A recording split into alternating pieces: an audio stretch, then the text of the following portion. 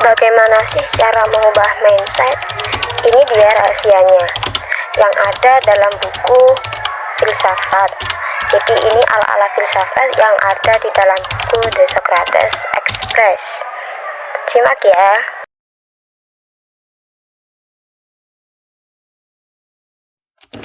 Hai teman-teman, kali ini kita akan membahas tentang pemikiran Henry David Thoreau. Nah, pemikiran Henry David Thoreau ini dijelaskan dalam bukunya Eric Weiner yang berjudul The Socrates Express. Nah, seperti apa pemikirannya? Mari kita ulas pemikiran Thoreau ini. Nah, Eric Weiner menjelaskan bahwasanya Thoreau ini dikenal sebagai pahlawan Walden, ikon kesayangan cerita rakyat Amerika. Meski begitu, ia dikenal sebagai sosok yang suka menyendiri, keluar dari keramaian masyarakat. Nah, oleh karena itu, ia disebut sebagai sosok segala sesuatu yang lain, hidup sederhana, kesendirian, naturalisme, bertujuan untuk sesuatu yang lebih luas. Ia ingin melihat visi. Thoreau mengajari kita untuk melihat. Jika Descartes mengatakan cogito ergo sum, aku berpikir maka aku ada, maka Thoreau menolak terjerat dalam kerumitan epistemologi semacam itu. Ia lebih mempercayai indera yang kita punya ini harus digunakan sebaik mungkin. Nah, inilah filosofi Thoreau yang dikenal dengan filosofi dari luar ke dalam. Thoreau dianggap sebagai seorang transendentalis, anggota gerakan filsafat yang dapat dirangkum dalam 5 kata, yaitu percaya pada yang tak terlihat. Namun, Thoreau memiliki keyakinan lebih kuat akan hal-hal yang terlihat. Dia tidak terlalu tertarik pada sifat alamiah realistis, tapi ia lebih tertarik pada sifat real alam. Adakah hal-hal lain di dunia selain yang terlihat mata? Barangkali ada, namun hal-hal yang terlihat mata pun sudah begitu menakjubkan. Bagaimana tepatnya kita melihat versi Thoreau ini? Apakah seperti fotografi? Dalam hal ini melihat bukan hanya fotografi, tapi juga bagaimana kita melihat dunia.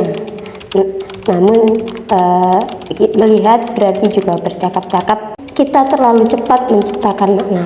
Mungkin yang terlihat seperti cangkir kopi itu sesuatu yang sama sekali lain daripada cangkir kopi itu sendiri. Karena kecepatan menentukan benda dan manusia berisiko membutakan mata sendiri terhadap keunikan mereka. Thoreau berhati-hati agar tidak terbawa pada kecenderungan ini. Thoreau memperlambat proses itu hingga kecepatan merayap. Dia memperpanjang jarak antara hipotesis dan kesimpulan, antara melihat dan terlihat. Nah, ini ya yang patut kita garis bawahi, yakni Thoreau memperpanjang jarak. Dia membuat jarak antara hipotesis dan simpulannya, antara melihat dan terlihat. Sungguh sangat berbeda sekali antara melihat dan terlihat. Nah, dia berulang-ulang mengingatkan diri untuk berlama-lama, harus memandang lama sebelum bisa melihat. Melihat itu merupakan tindakan penuh kesadaran. Melihat merupakan pilihan.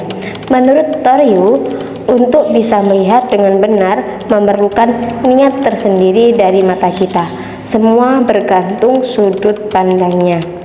Ubah perspektifmu dan kau akan mengubah bukan hanya caramu melihat, melainkan juga apa yang kau lihat. Dari sudut pandang yang benar, setiap badai dan setiap tetes di dalamnya adalah pelangi.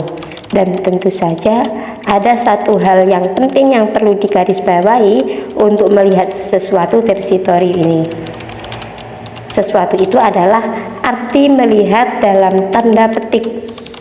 Tentu ini ya, melihat memerlukan bukan hanya waktu, tapi juga jarak.